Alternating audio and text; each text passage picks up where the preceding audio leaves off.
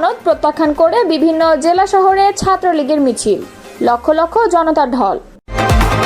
রাষ্ট্রপতির নির্দেশে ক্ষমতায় সেনা প্রধান, আরও একটি ১/১১ কায়েম হলো। ইতিহাস হয়ে থাকবে ৫ আগস্ট।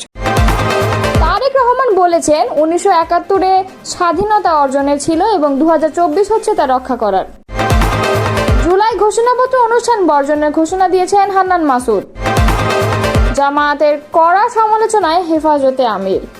এতক্ষণ শুনছিলেন সংবাদ শিরোনাম, এবার বিস্তারিত।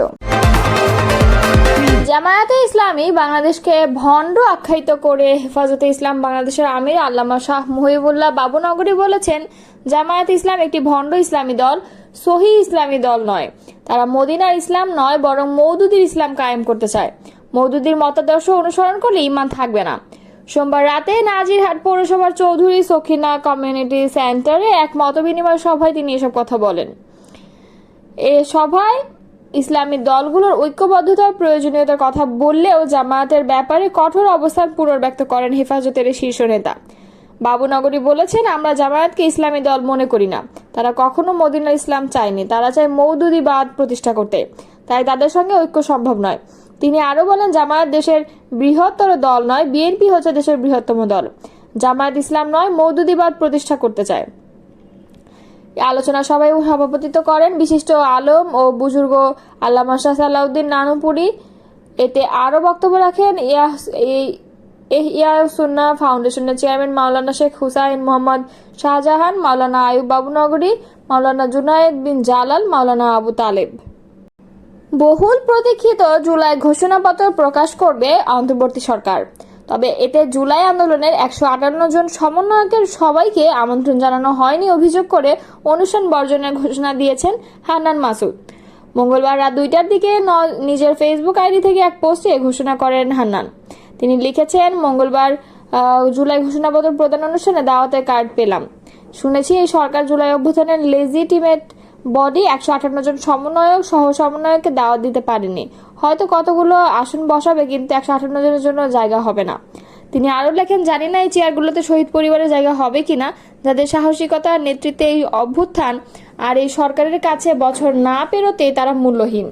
আমরা সহযোদ্ধা, যারা মৃত্যুকে পরোয়া করে না, হাসিনার পতনের আন্দোলনের নেতৃত্ব দিয়েছে, তারা এবং সকল শহীদ পরিবার তাদের প্রাপ্য সম্মান না পেলে আমি আব্দুল হান্নান মাসুদ ব্যক্তিগতভাবে আগামীকালকের জুলাই ঘোষণাপত্রের প্রোগ্রাম বর্জন করার ঘোষণা দিচ্ছি। উল্লেখ্য, জুলাই গণঅভ্যুত্থানের বর্ষপূর্তি উপলক্ষে মঙ্গলবার ঢাকার মানিক মিয়া এভিনিউতে দিনব্যাপী অনুষ্ঠানের আয়োজন করা হয়েছে। এই উপলক্ষে জুলাই পুনর্জাগরণ অনুষ্ঠান মালায় মূল মঞ্চ, সাউন্ড ও লাইটিং সিস্টেমের প্রস্তুতি শেষ হয়েছে। এছাড়া অনুষ্ঠান স্থল এবং আশেপাশের এলাকায় নিরাপত্তা জোরদার করা হয়েছে। আজ ৫ আগস্ট দেশের রাজনৈতিক ইতিহাসে একটি স্মরণীয় দিন। ছাত্র জনতার তুমুল আন্দোলনের মুখে এদিনে আওয়ামী লীগ সরকারের পতন ঘটে। ১ মাসেরও বেশি সময় ধরে চলা এই আন্দোলনে ছাত্র জনতার পাশাপাশি শোবিজ অঙ্গনের মানুষও সংহতি জানিয়েছিলেন। আন্দোলনের সূচনা লগ্ন থেকেই শোবিজ তারকারা অনলাইনে ও অফলাইনে সক্রিয় ছিলেন। এদের মধ্যে থেকে কয়েকজন গত বছর আগস্টে শেখ হাসিনা পতনের পর বক্তব্য নিয়ে এ প্রতিবেদন। চলচ্চিত্র নির্মাতা মোস্তফা সরোয়ার ফারুকী বৈষম্য বিরোধী ছাত্র আন্দোলনের শুরু থেকেই ছাত্রদের পক্ষে অবস্থান নেন। গত বছর ৫ আগস্ট ছাত্রদের এক দফা দাবি আদায়ের মাধ্যমে শেখ হাসিনার পদত্যাগের পর ফারুকী জানিয়েছিলেন তিনি কেমন বাংলাদেশের প্রত্যাশা করেন। এদিন দুপুরে ফারুকী লিখেছেন, ধৈর্য এবং সংযম, প্রিয় ভাই ও বোনেরা, ভালোবাসা সবাইকে। ঘণ্টাখানেক পর তিনি লেখেন, ৩৬ জুলাইয়ের স্বাধীন দেশে স্বাগতম। কি করে দেশের স্বাধীনতা আন্দোলনের স্থপতির কন্যা থেকে পৃথিবীর ইতিহাসে নিকৃষ্টতম এবং নিষ্ঠুরতম স্বৈরশাসকে পরিণত হলো শেখ হাসিনা, এটা ভবিষ্যতের ইতিহাসের ছাত্ররা মনোযোগ দিয়ে পাঠ করবেন এবং রাজনীতিকরা শিক্ষা নেবেন আশা করি। ফারুকী আরও লিখেছিলেন, বিজয়ের আনন্দ অবশ্যই করব, কিন্তু এখন সময় সংযমেরও, চোখ কান খোলা রাখারও। আমরা ২০ বছর প্রতিহিংসার রাজনীতি দেখেছি, প্রতিহিংসার উত্তর দেব আমরা কাইন্ডনেস এবং ইমপ্যাথি দিয়ে। পাশাপাশি আমরা চোখ খোলা রাখবো, আগামী ২-৩ দিন নিশ্চয়ই আমরা একটা মানবিক গণতান্ত্রিক সমাজ নির্মাণের দিকে এগিয়ে যাব। Lastly, salute to Bangladeshi youth and people from all works, together we stand all. Sheikh হাসিনার পতনের পর চিত্রনায়িকা পরীমণি সংযত ও দায়িত্ববান হওয়ার আহ্বান জানিয়েছিলেন সবাইকে। বৈষম্য বিরোধী ছাত্র আন্দোলনের সঙ্গে সেই শুরু থেকেই ছিলেন এই ঢালিউড তারকা। ছাত্র জনতার এক দফা দাবি পূরণ হওয়ার পর বিক্ষুব্ধ মানুষকে শান্ত থাকার আহ্বান জানিয়েছেন এই অভিনেত্রী। সেদিন বিকেলে পরিমণি ফেসবুকে লিখেছিলেন, শান্তি চাই, লুটপাট, থানা আক্রমণ, প্রতিহিংসা চাই না। আমরা সংযত হই, দায়িত্ববান হই, প্রিয় বাংলাদেশে আর রক্তপাত চাই না। সেদিন বিকাল 5:30টার দিকে সঙ্গীত শিল্পী আসিফ আকবর শেখ হাসিনার পতন প্রসঙ্গে একটা স্ট্যাটাস দিয়েছিলেন। এতে তিনি লিখেছিলেন, সন্তানদের মেধা বাংলাদেশের সেরা সম্পদ। আজ 36 জুলাই, স্বাধীনতার নতুন সূর্যোদয় দেখছে বাংলাদেশ। মনে রাখতে হবে, স্বাধীনতা অর্জনের চেয়ে রক্ষা করা কঠিন। চূড়ান্ত বিজয়ের জন্য আমাদের আরও সতর্ক থাকতে হবে, ধৈর্য ধরতে হবে।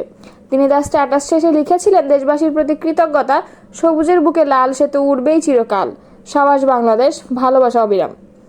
5 আগস্ট সরকার পতনের পর সহিংসতা বন্ধের আহ্বান জানিয়ে আজমিরি হক বাঁধন লিখেছিলেন, এখনই সহিংসতা ও অগ্নিসংযোগ বন্ধ করার ডাক দিচ্ছি। সবাইকে শান্ত থাকার এবং শান্তিপূর্ণভাবে বাড়ি ফিরে যাওয়ার অনুরোধ করছি। আমরা স্বৈরাচারী শাসনের বিরুদ্ধে ছাত্রদের পাশে দাঁড়িয়েছিলাম, কিন্তু বর্তমান সহিংসতা নিন্দনীয় এবং এই বিপ্লব অযৌক্তিক আক্রমণের কারণে কলঙ্কিত হতে দেয়া যাবে না। সবশেষে তিনি লিখেছিলেন, আসুন আমরা একসাথে একটি শান্তিপূর্ণ সমাধান এবং উজ্জ্বল ভবিষ্যতের জন্য কাজ করি। দয়া করে বাড়ি ফিরে যান এবং সকল ধরনের প্রতিহিংসা প্রত্যাখ্যান করুন। 1971 সাল ছিল স্বাধীনতা অর্জনের যুদ্ধ, আর 2024 সাল ছিল স্বাধীনতা রক্ষার যুদ্ধ। গণ অভ্যুত্থান দিবস উপলক্ষে দেয়া এক ভিডিও বার্তায় বিএনপির ভারপ্রাপ্ত চেয়ারম্যান তারেক রহমান এ কথা বলেছেন। এ সময় যারা কৌশলে ফ্যাসিবাদী শাসনের অন্তর্বর্তী সরকারের তুলনা করতে চায়, তাদের 5 আগস্টের এই দিনটি মনে করে দেন তারেক রহমান। তিনি বলেন, আজ থেকে ঠিক 1 বছর আগে 2024 সালের এই দিনে ফ্যাসিস্ট সরকার বাংলাদেশ ছেড়ে পালিয়েছে, রাহুল মুক্ত হয়েছে দেশ। স্বাধীনতা প্রিয়, গণতন্ত্র প্রিয় জনগণের জন্য আনন্দের দিনটি বিজয়ের। তারেক রহমান বলেন, 21 শতকের এই বাংলাদেশে পলাতক স্বৈরাচারের এক বিভীষিকাময় রাজত্ব কায়েম করেছিল। গুম, খুন, অপহরণ, মামলা, হামলা, নির্যাতন, নিপীড়নকে সাধারণ এবং স্বাভাবিক ঘটনায় রূপান্তর করেছিল। তিনি অভিযোগ করেন, গণতন্ত্রকামী মানুষের কণ্ঠ রুদ্ধ করতে পলাতক স্বৈরাচারের নির্দেশে শত শত গোপন বন্দিখানা, আয়নাঘর বানানো হয়েছিল। সেই আয়নাঘরের অন্ধকার প্রকোষ্ঠে জলজ্জান্ত মানুষকে দিনের পর দিন, রাতের পর রাত, বছরের পর বছর আটকে রাখা হতো। অনেকে চিরতরে গায়েব করে দেওয়া হয়েছে।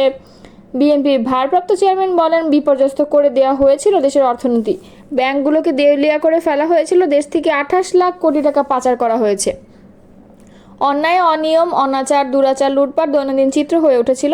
দেশে প্রতিষ্ঠিত করা হয়েছিল ব্যক্তিতন্ত্র। তিনি বলেন, 1971 সালের ছিল স্বাধীনতা অর্জনের যুদ্ধ, আর 24 ছিল রক্ষার যুদ্ধ। 71 সালের শহীদ মুক্তিযোদ্ধাদের বাংলাদেশ ভোলেনি এবং গণ অভ্যুত্থানের শহীদদেরও বাংলাদেশ ভুলবে না। তারেক রহমান বলেন, একটি গণতান্ত্রিক বাংলাদেশ প্রতিষ্ঠার প্রথম এবং রাজনৈতিক উদ্যোগ হচ্ছে জনগণের সরাসরি ভোটে জনগণের প্রতি দায়বদ্ধ, জবাবদিহিমূলক একটি রাষ্ট্র এবং সরকার প্রতিষ্ঠা। জনগণের কাছে দায়বদ্ধ একটি সরকার প্রতিষ্ঠার জন্য বর্তমান অন্তর্বর্তীকালীন সরকার কাজ করছে। ডাকাতি করে কিছু সম্পদ চ্যারিটি করলেও জনগণের চোখে ডাকাত যেমন গ্রহণযোগ্য নয়, তেমনি অন্তর্বর্তীকালীন সরকারের ব্যর্থতা খুঁজতে গিয়ে কৌশলে পলাতক ফ্যাসিস্টের পক্ষে সাফাই গাওয়া গ্রহণযোগ্য হতে পারে না। যারা কৌশলে ফ্যাসিবাদী শাসনের সঙ্গে বর্তমান অন্তর্বর্তীকালীন সরকারের তুলনা করতে চান, তাদের স্মরণ করিয়ে বলতে চাই, 5 আগস্ট বাংলাদেশে যা ঘটেছে এটি শুধু বাংলাদেশের নয়, বিশ্বের ইতিহাসেও মনে হয় নজিরবিহীন। তিনি আরও বলেন, 5 আগস্ট গণভবন ছেড়ে ফ্যাসিস্ট পালিয়েছে, সংসদ ভবন রেখে সাংসদ পালিয়েছে, আদালত ছেড়ে প্রধান বিচারপতি পালিয়েছে, বায়তুল মোকাররম ছেড়ে প্রধান খতিব পালিয়েছে, ক্যাবিনেট ছেড়ে মন্ত্রীরা পালিয়েছে, ফ্যাসিস্টের দোষরা গা ঢাকা দিয়েছে। তবে উদ্বেগের বিষয়, পলাতক এই ফ্যাসিস্ট চক্রের মনে এখনও কোনো অনুতাপ এবং অনুশোচনা নেই। দেশবাসীর উদ্দেশ্যে তিনি বলেন, হাজারো শহীদের রক্তস্নাত রাজপথে ফ্যাসিবাদ বিরোধী অভূতপূর্ব জাতীয় ঐক্য গড়ে উঠেছে। তিনি বলেন, আমি মনে করি প্রতিটি রাজনৈতিক দল যারা দলীয় কর্মসূচি এবং এজেন্ডা নিয়ে জনগণের আদালতে যাবেন, জনগণ কোনটি গ্রহণ করবেন কিংবা বর্জ্য করবেন, এটি সম্পূর্ণ জনগণের এখতিয়ার। এভাবেই প্রতিদিনের রাজনৈতিক চর্চার মধ্যে দিয়ে এই রাষ্ট্র জনগণকে শক্তিশালী করে তুলতে হবে। স্থানীয় সরকার থেকে আরম্ভ করে জাতীয় সংসদ পর্যন্ত প্রতিটি স্তরে জনগণের যতদিন সরাসরি নিজের পছন্দের প্রার্থীকে নিজে ভোট প্রয়োগ করে প্রতিনিধি নির্বাচন করে সরকার গঠন কিংবা সরকার পরিবর্তনের ক্ষমতা অর্জন করতে না পারবে, ততদিন পর্যন্ত রাষ্ট্র এবং সরকারের জনগণের ক্ষমতা প্রতিষ্ঠিত হবে না বলেও মন্তব্য করেন তিনি।